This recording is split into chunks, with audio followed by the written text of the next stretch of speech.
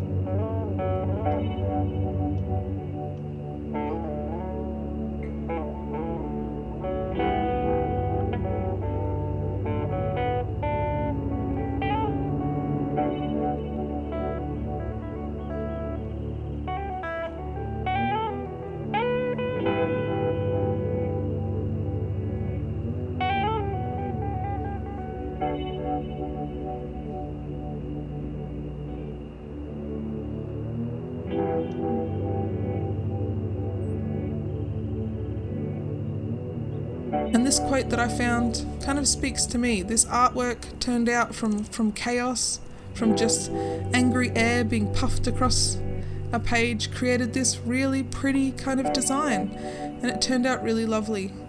I think if you're having struggles in life, if you're having issues where maybe things aren't working out as well as you thought they would, it's okay to talk to people. It's okay to chat with someone. It's okay to ask for help. So I hope you guys have a sunshiny day. Thanks so much for watching, and I will see you next week. Bye.